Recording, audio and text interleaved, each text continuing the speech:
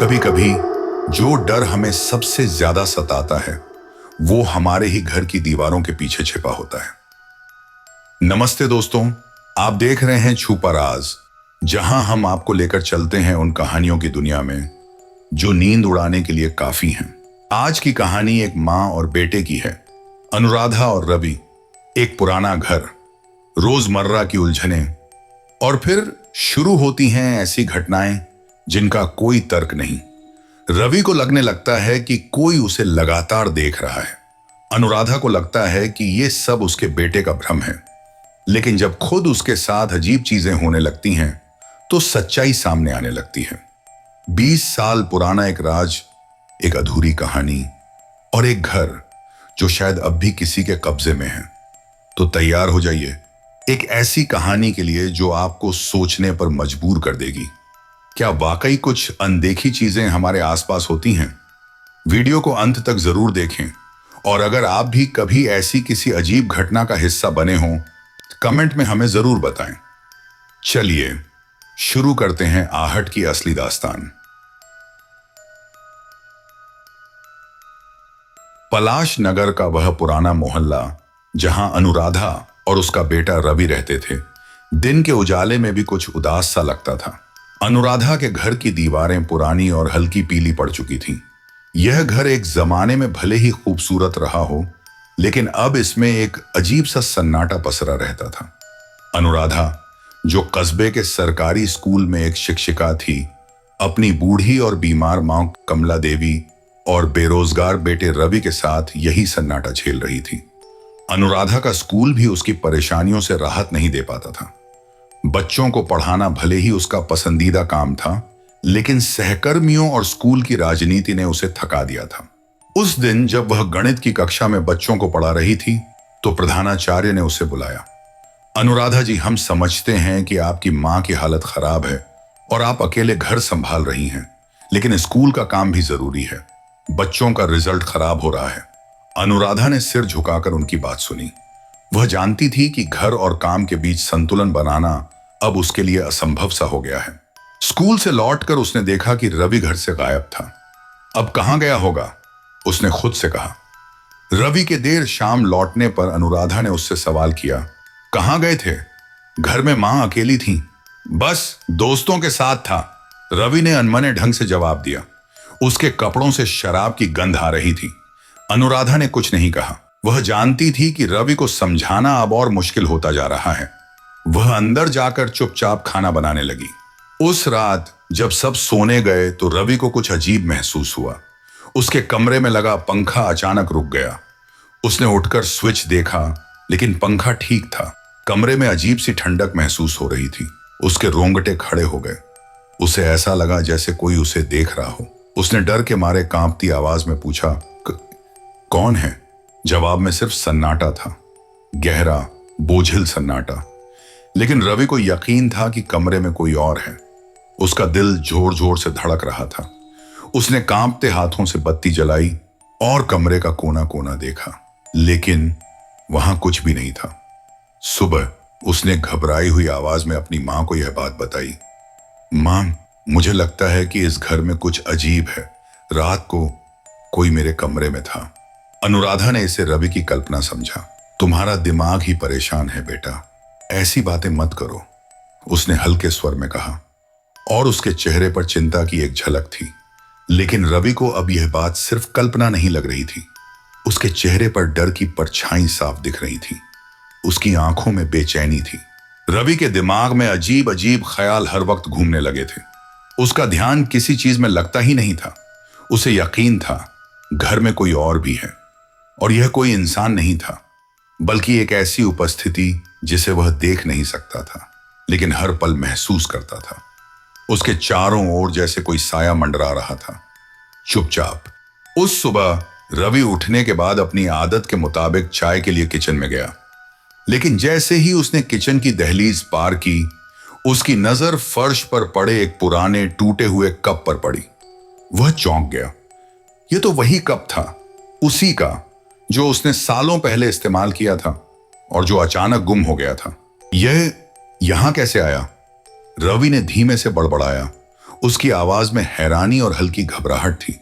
Kitchen की खिड़की से हल्की सी ठंडी हवा अंदर आ रही थी, जिससे कमरे में एक अजीब सी सिहरन फैल रही थी। रवि ने कप को धीरे से उठाया और ध्यान से देखा। वह पूरी तरह धूल से ढका हुआ था, जैसे कई सालों तक कहीं पड़ा रहा हो। लेकिन रवि को ऐसा महसूस हुआ कि किसी ने उसे हाल ही में ही बाहर से लाकर वहां रखा है, जानबूझकर। उसकी उंगलियां कप को पकड़ते हुए कांप रही थीं। दिल की धड़कनें तेज हो गईं। कुछ तो ठीक नहीं था। चाय बनाने के दौरान उससे ऐसा लगा जैसे पीछे कोई खड़ा है। उसने हड़बड़ाकर अचानक पीछे मुड़कर देखा। वहां कोई नहीं था, लेकिन उसे यकीन था कि उसकी गर्दन के पीछे किसी की सांसों की हल्की गर्माहट उसने महसूस की थी। उसका दिल जोर से धड़कने लगा। वो अकेला नहीं था। रवि का यह बदला हुआ बर्ताव अब अनुराधा के लिए चिंता का सबब बन चुका था। जब वह स्कूल से लौटी तो उसने रवि को सोफे पर चुपचाप बैठा पाया। उसकी आंखें खोई हुई थीं, जैसे वह किसी और ही दुनिया में खो गया हो। अनुराधा ने पास आकर धीरे से पूछा, रवि, क्या हुआ? तुम इतने गुमसुम क्यों रहते हो? मां, इस घर में कुछ है, मैं आपको बता रहा हूं। आप मानेंगी नहीं, लेकिन मुझे लगता है कि कोई हमें देख रहा है। रवि की आवाज कांप रही थी। उसकी आंखों में डर साफ झलक रहा था। अनुराधा ने उसकी बात को हंसी में उड़ाने की कोशिश की। बेटा, तुम परेशान हो, नौकरी की टेंशन है, इसीलिए तुम्हारे दिमाग में ऐसे ख्याल आ रहे हैं। थोड़ी देर बाहर घूमने जाया करो। रवि झल्ला उठा। मैं झूठ नहीं बोल रहा। किचन में आज सुबह कुछ अजीब हुआ, और ऐसा पहली बार नहीं है। मुझे लगता है कि यह घर सही नहीं है। अनुराधा ने ठंडी सांस ली। उसने रवि को समझाते हुए दिलासा देने की कोशिश की। देखो बेटा, जब हम परेशान होते हैं तो दिमाग में ऐसी बातें आने लगती हैं। मुझे लगता है तुम्हें किसी से बात करनी चाहिए, एक काउंसलर से। मां, आप हमेशा मेरी बात को भ्रम कहकर टाल देती हैं। रवि की आवाज में गुस्सा, दुख और बेबसी तीनों मिलकर बोल रहे थे। लेकिन मैं जानता हूं यहां कुछ गलत है। अनुराधा ने उसकी बात को पहली बार थोड़ी गंभीरता से लिया, लेकिन वह अब भी इसे उसकी बिगड़ती मानसिक स्थिति का ही नतीजा मान रही थी। उस रात रवि को फिर वही अजीब एहसास हुआ। वह अपने कमरे में लेटा हुआ था। खिड़की से चांद की हल्की रोशनी अंदर आ रही थी। कमरा शांत था, लेकिन उस शांति में भी एक बेचैन करने वाली खामोशी थी। उसने बत्ती बुझा रखी थी और आंखें बंद करने की कोशिश कर रहा था, लेकिन तभी उसे महसूस हुआ कोई दरवाजे पर खड़ा है। उसका शरीर सुन्न हो गया। उसने धीरे से आंखें खोली और उसने देखा दरवाजे की ओर एक हल्की परछाई थी, जैसे कोई वहां खड़ा उसे घूर रहा हो। उसने हिम्मत करके पूछा, कौन है? उसकी आवाज कांप रही थी। दिल तेजी से धड़क रहा था। कोई जवाब नहीं आया। चारों ओर वही बोझिल सन्नाटा छाया हुआ था। वह घबराकर बिस्तर से उठ गया और धीरे धीरे दरवाजे की ओर बढ़ा। लेकिन जैसे ही उसने दरवाजा खोला, बाहर का गलियारा खाली था। कोई नहीं, कोई भी नहीं। रवि अब सचमुच डर गया था। उसका गला सूखने लगा। एक अनजाना डर उसकी नसों में दौड़ रहा था। वह मां के कमरे की ओर भागा। दरवाजा खोलते ही अनुराधा की नींद खुल गई। उसने चौंकते हुए पूछा, क्या हुआ रवि? उसकी आवाज में मां वाली फिक्र साफ झलक रही थी। रवि की सांसें तेज थीं। आवाज घबराई हुई कहा, मां, मैंने देखा दरवाजे के पास कोई खड़ा था। मुझे लगा आप होंगी, लेकिन जब मैंने देखा तो वहां कोई नहीं था। अनुराधा ने गहरी सांस ली। वह समझ नहीं पा रही थी कि बेटे को क्या हो रहा है, डर, भ्रम या कुछ और। उसने धीरे से रवि का हाथ पकड़ा और शांत करने की कोशिश की। बेटा, तुम बस ज्यादा सोच रहे हो। आओ मेरे कमरे में सो जाओ, तुम यहां आराम से सो सकते हो। रवि चुपचाप मां के बगल में लेट गया। उसके होंठ सिले हुए थे, आंखें खुली रह गईं। लेकिन उसके मन में एक बात अब साफ हो गई थी। जो कुछ भी वह महसूस कर रहा था, वह उसकी कल्पना मात्र नहीं थी। अगले दिन अनुराधा ने रवि को लेकर एक काउंसलर के पास जाने का फैसला किया। अनुराधा ने प्यार और गंभीरता से समझाया, रवि, हमें किसी से बात करनी चाहिए। हो सकता है तुम जो महसूस कर रहे हो उसका कोई वैज्ञानिक कारण हो। चलो डॉक्टर से मिलते हैं। रवि बेमन से तैयार हुआ। उसकी आंखों में थकावट थी और चेहरे पर घबराहट का साया। काउंसलर डॉक्टर कविता एक अनुभवी और शांत स्वभाव की महिला थी। उन्होंने रवि और अनुराधा दोनों से बात की। उन्होंने नरम आवाज में पूछा, रवि, तुम कैसा महसूस करते हो? रवि ने अपनी सारी बातें उनके सामने रख दी। मुझे ऐसा लगता है कि कोई मुझे देख रहा है। यह सिर्फ मेरी कल्पना नहीं है। मैं जानता हूं कि यह सच है। उसकी आवाज में एक अजीब सा डर और विश्वास साथ साथ था। डॉक्टर कविता ने अनुराधा को कुछ देर बाद अलग कमरे में बुलाया। उन्होंने कहा, आपका बेटा मानसिक रूप से दबाव में है। नौकरी की चिंता, घर का माहौल, यह सब उसे परेशान कर रहा है।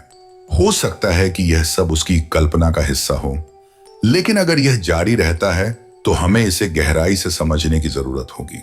अनुराधा ने डॉक्टर की सलाह शांति से सुन ली और उसे मान भी लिया, लेकिन अब वह खुद भी महसूस करने लगी थी कि रवि की बातों को अनदेखा करना और टालना आसान नहीं रह गया था। उसी शाम अनुराधा को भी घर में कुछ अजीब महसूस हुआ। वह रसोई में काम कर रही थी। तभी अचानक ऐसा लगा जैसे उसके पीछे कोई खड़ा है। उसका शरीर एक पल के लिए सुन्न हो गया। उसने तुरंत पलटकर देखा, लेकिन वहां कोई नहीं था। उसने खुद से पूछा, यह क्या हो रहा है? गला सूखने लगा था। अब अनुराधा को भी शक होने लगा था कि रवि जो महसूस कर रहा है वह शायद पूरी तरह गलत नहीं है। लेकिन यह सब क्यों हो रहा था? क्या यह सिर्फ डर और मानसिक थकान का नतीजा था, या फिर सच में इस घर में कुछ ऐसा था जो उनकी समझ से परे था? इस बीच रवि की मानसिक स्थिति लगातार बिगड़ रही थी। वह हर समय बेचैन रहता। उसकी आंखों के नीचे काले घेरे गहरे होते जा रहे थे। कभी उसे लगता कोई उसे देख रहा है, कभी कानों में फुसफुसाहट सुनाई देती, जैसे कोई बेहद करीब से कुछ कह रहा हो पर आवाज साफ ना हो। उसने एक सुबह अचानक कहा, मां, मैं इस घर में और नहीं रह सकता। यह घर मुझे पागल कर देगा। उसकी आवाज टूटी हुई थी, जैसे सब्र की आखिरी डोरी भी टूट चुकी हो। अनुराधा ने उसे गले लगाते हुए शांत करने की कोशिश की। रवि, हम जल्द ही इस समस्या का हल निकालेंगे, लेकिन तुम्हें मेरी बात माननी होगी। आज हम डॉक्टर से मिलने जा रहे हैं। रवि ने धीरे से सिर हिला दिया, लेकिन उसके चेहरे पर गहरी अस्वस्थता और थकावट साफ झलक रही थी। डॉक्टर प्रकाश अपने पेशे में बेहद प्रसिद्ध और अनुभवी थे। वह न केवल मानसिक बीमारियों का इलाज करते थे, बल्कि इंसानी मन की गहराइयों को समझने की असाधारण क्षमता भी रखते थे। उनके क्लिनिक का माहौल शांत, सुकून देने वाला और किसी ध्यानस्थ मंदिर सा था। अनुराधा और रवि चुपचाप उनके सामने बैठे थे। डॉक्टर प्रकाश ने गंभीर लेकिन कोमल आवाज में पूछा, तो रवि, तुम कैसा महसूस कर रहे हो? रवि कुछ देर तक चुप रहा। उसकी नजरें जमीन पर थीं। फिर उसने धीमे स्वर में कहा, डर लगता है। ऐसा लगता है कि कोई मुझे देख रहा है हर वक्त। यह महसूस कब से हो रहा है? रवि ने थकी हुई आवाज में कहा, कई हफ्तों से। पहले कभी कभी होता था, लेकिन अब यह हर दिन होता है, हर समय। डॉक्टर प्रकाश ने रवि को सहज बनाने की कोशिश की। उन्होंने उसे अपनी बात विस्तार से बताने के लिए प्रोत्साहित किया, लेकिन रवि धीरे धीरे चिढ़ने लगा। उसने गुस्से और निराशा से कहा, आप मेरी बात समझेंगे नहीं। आप भी इसे मानसिक बीमारी कहेंगे, जैसे सब कहते हैं, लेकिन मैं जानता हूं यह सिर्फ मेरे दिमाग का खेल नहीं है। डॉक्टर प्रकाश ने संयम बनाए रखते हुए कहा, रवि, अगर तुम मुझे सब कुछ बताओगे तो शायद मैं तुम्हारी मदद कर पाऊं। लेकिन रवि खामोश हो गया। उसने आगे कुछ भी बताने से इनकार कर दिया। रवि के बाहर जाने के बाद अनुराधा ने डॉक्टर से अकेले में बात की। उसने चिंता से कहा, डॉक्टर साहब, यह सब उसकी कल्पना हो सकता है, लेकिन मुझे भी कुछ अजीब महसूस हुआ है। ऐसा लगता है कि इस घर में कुछ ठीक नहीं है। डॉक्टर प्रकाश ने उसकी बात ध्यान से सुनी। उन्होंने थोड़ी देर सोचने के बाद कहा, यह संभावना है कि रवि का तनाव और आपका खुद का डर एक दूसरे को बढ़ा रहे हैं, लेकिन मैं इसे केवल मानसिक स्थिति मानकर नजरअंदाज नहीं कर सकता। क्या आप मुझे घर के बारे में कुछ और बता सकती हैं? उन्होंने गंभीर स्वर में पूछा, क्या आपने कभी सोचा कि इस घर में पहले कौन रहता था? अनुराधा चौंक गई। उसका चेहरा एक पल को सुन्न पड़ गया। नहीं, मैंने कभी इस पर ध्यान नहीं दिया। हमें यह घर बहुत सस्ते में मिल गया था और हम सीधे यहां आ गए। डॉक्टर प्रकाश ने धीरे से कहा, शायद हमें इसकी पड़ताल करनी चाहिए। कभी कभी जगहों का इतिहास हमारे वर्तमान पर गहरा असर डालता है। अनुराधा और डॉक्टर की बातचीत ने घर के इतिहास को खंगालने की एक नई दिशा दी, लेकिन इससे पहले कि वे कुछ ठोस कदम उठा पाते, घर में और भी अजीब घटनाएं होने लगी। डॉक्टर प्रकाश अब इस मामले को गंभीरता से ले चुके थे। उन्होंने अपने संपर्कों के जरिए घर की पुरानी जानकारी इकट्ठा करना शुरू किया। रजिस्ट्रेशन ऑफिस, स्थानीय पुलिस स्टेशन और आसपास के पुराने निवासियों से बातचीत की। धीरे धीरे एक चौंकाने वाली सच्चाई सामने आई। करीब 20 साल पहले इस घर में एक विवाहित जोड़ा रहता था, विभा और नीरज। लोगों के अनुसार वे एक आदर्श दंपति माने जाते थे, शांत, मिलनसार और खुशहाल। लेकिन एक दिन सब कुछ बदलने लगा। आस पड़ोस के लोगों ने बताया कि उनके घर से अक्सर अजीब आवाजें आती थीं, जैसे कोई बुदबुदा रहा हो, फर्श पर चल रहा हो या दरवाजा खुद ब खुद खुलता बंद होता हो। विभा और नीरज ने अपने करीबियों से कई बार शिकायत की थी कि उन्हें घर में किसी तीसरी उपस्थिति का एहसास होता है। तो क्या रवि की हालत सच में सिर्फ दिमागी तनाव है, या फिर इस घर में छुपा है कोई पुराना, अधूरा और शायद भयानक राज? कौन थी विभा? क्या उसका अतीत अब अनुराधा और रवि के वर्तमान को निगल रहा है? और सबसे बड़ा सवाल, क्या यह सब अब भी जारी रहेगा? इन सवालों का जवाब मिलेगा आहट के अगले भाग में। अगर आपने अब तक चैनल सब्सक्राइब नहीं किया है तो कर लीजिए। अगली कहानी की घंटी कभी भी बज सकती है। वीडियो अच्छा लगा हो तो लाइक जरूर करें। आपका क्या मानना है? क्या रवि सच कह रहा है या ये सब वाकई उसके मन का धोखा है? कमेंट में बताइए। और अगर डर को महसूस कराने वाली कहानियां आपके दोस्तों को पसंद हैं तो ये वीडियो शेयर करें। हो सकता है उन्हें भी किसी आहट की तलाश हो। मिलते हैं छुपा राज के अगले रहस्यमय सफर में। तब तक आंखें खुली रखिए, क्योंकि जो दिखता है वो हमेशा सच नहीं होता।